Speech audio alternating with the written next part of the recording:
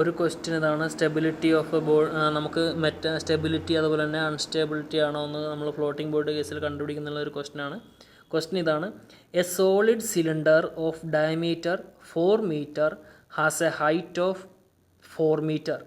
Find the metacentric height of the cylinder if the specific gravity of the material of cylinder is equal to 0.6 and it is floating in water with its axis vertical. State whether the equilibrium is stable or unstable. Okay, അപ്പോൾ ഈ ഒരു പ്രോബ്ലത്തിൽ നമുക്ക് എന്താണ് നമ്മൾ ആദ്യമേ നമ്മുടെ object എന്ന് നോക്കുക. എന്താണ്? ഒരു സോളിഡ് സിലിണ്ടറാണ്. അതെങ്ങനെയാണ് നിൽക്കുന്നത്? വെർട്ടിക്കലായിട്ടാണ് നിൽക്കുന്നത്. അപ്പോൾ നമ്മളതിൻ്റെ പ്ലാനും എലിവേഷനും ഇതേപോലെ വരച്ച് വെക്കുക. ഇതെന്ന് പറയുന്നത് ആ ഒരു ഒബ്ജക്റ്റിന്, ഒരു വെർട്ടിക്കൽ സിലിണ്ടറിനെ നമ്മൾ ടോപ്പിൽ നിന്ന് നോക്കുമ്പോൾ കാണുന്ന വ്യൂ ആണ് ഈ സർക്കിൾ. അത് ഞാൻ പ്ലാനായിട്ട് അവിടെ വരച്ച് വെച്ചു. അതുപോലെ തന്നെ എൻ്റെ ഫ്രണ്ടിൽ നിന്ന് നോക്കുമ്പോൾ കാണുന്ന വ്യൂ ആണ് അതും നമ്മളവിടെ വരച്ച് വെച്ചു. ഓക്കെ, ഇനി നമുക്ക് വേണ്ടത് ഇതാണ് നമ്മുടെ ആ ഒരു ഫിഗർ വരുന്നത്. അപ്പോൾ ഈ ഫിഗറിനകത്ത് നമുക്ക് ഈ ഒബ്ജക്റ്റ്, ഒരു സിലിണ്ടറിനെ നമ്മൾ ഫ്രണ്ടിൽ നിന്ന് നോക്കുകയാണെങ്കിൽ നമുക്ക് ഇതേപോലെ റെക്റ്റാങ്കിളായിട്ടാണ് തോന്നുന്നത്. ഇതിൻ്റെ ഇപ്പോൾ ഇനി കറക്റ്റ് സെൻട്രലായിട്ട് സെൻറ്റർ ഓഫ് ഗ്രാവിറ്റി വരും. ഇനി വെള്ളത്തിനടിയിൽ എത്രത്തോളം ആ പാർട്ടുണ്ടോ ആ പാർട്ടിൻ്റെ സെൻറ്റർ ഓഫ് ഗ്രാവിറ്റിയാണ് centre of buoyancy B mark ചെയ്യേണ്ടത്. ഓക്കെ, അതെല്ലാം നമ്മളവിടെ എഴുതിയിട്ടുണ്ട്. ഓക്കെ, ഇനി നമുക്ക് നോക്കേണ്ടത്, ഇനി ഈ പ്രോബ്ലത്തിലേക്ക് നമുക്ക് ഗിവൺ ഡേറ്റാസ് എഴുതി വെക്കുക. ഓക്കെ, നമുക്ക് എന്തൊക്കെ തന്നിട്ടുണ്ട്? Diameter of the cylinder is equal to 4 metre. Diameter of the cylinder is equal to 4 metre. അടുത്തത് height of the cylinder is equal to 4 metre. That is ഇതാണ് നമ്മുടെ ഹൈറ്റ് ഓഫ് ദി സിലിണ്ടർ, അത് 4 metre ആണ്. Okay, ഇനി അടുത്ത് തന്നിട്ടുള്ള എന്താണ്? Depth of cylinder in water. Okay, അപ്പോൾ നമുക്ക് ഡെപ്ത് ഓഫ് ഇമ്മേർഷൻ കണ്ടുപിടിക്കാനായിട്ട് നമ്മളൊരു ഫോർമുല നേരത്തെ പറഞ്ഞിരുന്നു. എന്താണ്? നമുക്ക് ഒരു ഫ്ലോട്ടിംഗ് ബോഡിയുടെ ഡെപ്ത് ഓഫ് ഇമ്മേർഷൻ കണ്ടുപിടിക്കാനായിട്ട് നമുക്കറിയാവുന്നൊരു ഇക്വേഷൻ ഇതാണ്.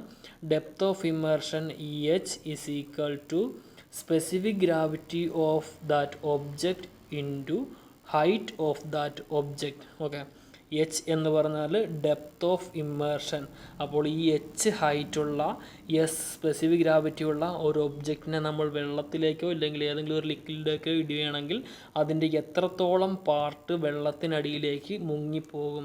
ഈ ഒരു ഹൈറ്റ് ഇവിടുന്ന് ഇവിടം വരെയുള്ള ഈ ഹൈറ്റാണ് നമുക്ക് ഡെപ്ത് ഓഫ് ഇമ്മേർഷൻ എന്ന് പറയുന്നത്. ആ ഡെപ്ത് ഓഫ് ഇമ്മേർഷൻ എന്ന് പറയുന്നത് കണ്ടുപിടിക്കാനുള്ള ഇക്വേഷനാണ് ഞാനിപ്പോൾ പറഞ്ഞത്. Depth of cylinder in water is equal to specific gravity into height of the cylinder. That is specific gravity എന്ന് പറഞ്ഞാൽ 0.6 ആണ്. ഹൈറ്റ് എന്ന് പറഞ്ഞാൽ 4 മീറ്റർ ആണ്. അത് ചെയ്യുമ്പോൾ നമുക്ക് കിട്ടുന്ന ആൻസർ 2.4 മീറ്റർ. ഓക്കെ, 2.4 മീറ്റർ കിട്ടി. ഇനി നമുക്ക് A മുതൽ B വരെ ഡിസ്റ്റൻസ് വേണം. A മുതൽ B വരെ എന്ന് പറഞ്ഞാൽ നമുക്കറിയാം വെള്ളത്തിനടിയിൽ എത്ര പാർട്ടുണ്ടോ അതിൻ്റെ സെൻറ്റർ ഓഫ് ഗ്രാവിറ്റിയാണ് സെൻറ്റർ ഓഫ് ബോയൻസി എന്ന് പറയുന്നത്. അപ്പോൾ 2.4 ആണ് വെള്ളത്തിനടിയിലുള്ളത്. 2.4ൻ്റെ പകുതിയാണ്. അപ്പോൾ നമുക്ക് 1.2 ആണ് A മുതൽ B വരെയുള്ള ഡിസ്റ്റൻസ്. അടുത്ത distance of centre of gravity G from A മുതൽ G വരെയുള്ള ഡിസ്റ്റൻസ്. ഈ A മുതൽ ഈ G വരെയുള്ള ഡിസ്റ്റൻസ് എന്ന് പറയുന്നത് എന്താണ്? നമുക്ക് ആ ടോട്ടൽ ഹൈറ്റ് 4 ആണ്. ആ 4ൻ്റെ പകുതി 2 മീറ്ററാണ് നമുക്ക് A മുതൽ G വരെ ഉള്ളത്. അപ്പോൾ അതിൽ നമുക്ക് എന്ത് കണ്ടുപിടിക്കാം? BGയുടെ വാല്യൂ നമുക്ക് അവിടെ നിന്ന് കണ്ടുപിടിക്കാം. എന്താണ് BGയുടെ വാല്യൂ വരുന്നത്? AG മൈനസ് AB ചെയ്യണമെങ്കിൽ നമുക്ക് എന്താ കേട്ടോ, ഈ Bയും Gയും തമ്മിലുള്ള ഡിസ്റ്റൻസ് നമുക്ക് അവിടെ നിന്ന് കിട്ടും. അപ്പോൾ എത്ര വരിക? അത് 2 മൈനസ് 1.2 ദാറ്റ് ഈസ് 0.8 ആണ് നമുക്കവിടെ എന്ത് വരുന്നത്? ഈ ഒരു BG എന്നാണ് വാല്യൂ വരുന്നത്. ഇനി നമ്മുടെ മെറ്റാസെൻട്രിക് ഹൈറ്റിൻ്റെ ഇക്വേഷനിലേക്ക് നമ്മളത് കൊടുക്കുക. മെറ്റാസെൻട്രിക് ഹൈറ്റിൻ്റെ ഇക്വേഷൻ എന്ന് പറയുന്നത് എന്താണ്? Metacentric height GM is equal to I/V bar minus BG. ഇനി അവിടെ നമുക്ക് മൊമെൻ്റ് ഓഫ് ഇനേർഷ്യ വേണം. I എന്ന് പറയുന്ന മൊമെൻ്റ് ഓഫ് ഇനേർഷ്യയാണ്. മൊമെൻ്റ് ഓഫ് ഇനേർഷ്യ എന്ന് പറയുന്നത് എന്തിൻ്റെയാണ്? നമുക്ക് ഈ plane of the body, moment of inertia of the plane of the body, ഈ ബോഡിയെ മോഡിൽ നിന്ന് നോക്കുമ്പോൾ എങ്ങനെയാണോ കാണുന്നത് ആ കാണുന്ന ഷേപ്പിൻ്റെ moment of inertia about YY axis ആണ് നമ്മൾ എടുക്കേണ്ടത്. ഓക്കെ, അപ്പോൾ നമുക്കത് വരുമ്പോൾ നമുക്ക് കിട്ടുന്ന മൊമെൻ്റ് ഓഫ് ഇനേർഷ്യ, സർക്കിളിൻ്റെ മൊമെൻ്റ് ഓഫ് ഇനേർഷ്യ എന്ന് പറയുന്നത് πd⁴/64.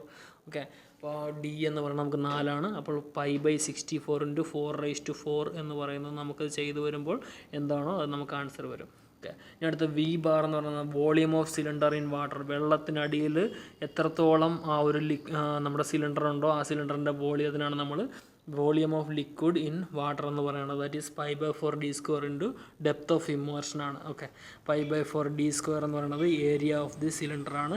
അതേ ഇൻറ്റു ഡെപ്ത് ഓഫ് ഇമ്മേർഷൻ, വെള്ളത്തിനടിയിൽ എത്ര ഹൈറ്റ് ഉണ്ടോ അതാണ് നമ്മുടെ ഡെപ്ത് ഓഫ് ഇമ്മേർഷൻ. അപ്പോൾ നമുക്ക് π/4² ഇൻറ്റു π/4 ഇൻറ്റു 4² ഇൻറ്റു 2.4 അത്രയും വരും നമുക്ക് ഇൻറ്റു.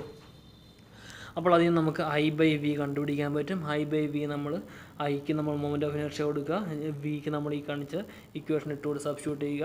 അങ്ങനെ വരുമ്പോൾ നമുക്ക് എന്താ കിട്ടുക, നമുക്ക് അവിടുന്ന് നമുക്ക് അതിൻ്റെ വാല്യൂ കിട്ടുന്നതെന്ന് പറഞ്ഞാൽ 0.4167 ആണ്. അപ്പോൾ നമ്മുടെ മെറ്റാസെൻട്രിക് ഹൈറ്റിൻ്റെ വാല്യൂ I/Vയുടെ വാല്യൂ ഇവിടെ കൊണ്ടുവന്ന് സബ്സ്റ്റിറ്റ്യൂട്ട് ചെയ്യുമ്പോൾ നമുക്ക് മെറ്റാസെൻട്രിക് ഹൈറ്റിൻ്റെ വാല്യൂ വരുന്നത് ഇതാണ് 0.4167 മൈനസ് 0.8 എന്ന് വരും. ദാറ്റ് ഈസ് -0.3833 എന്ന് വരും.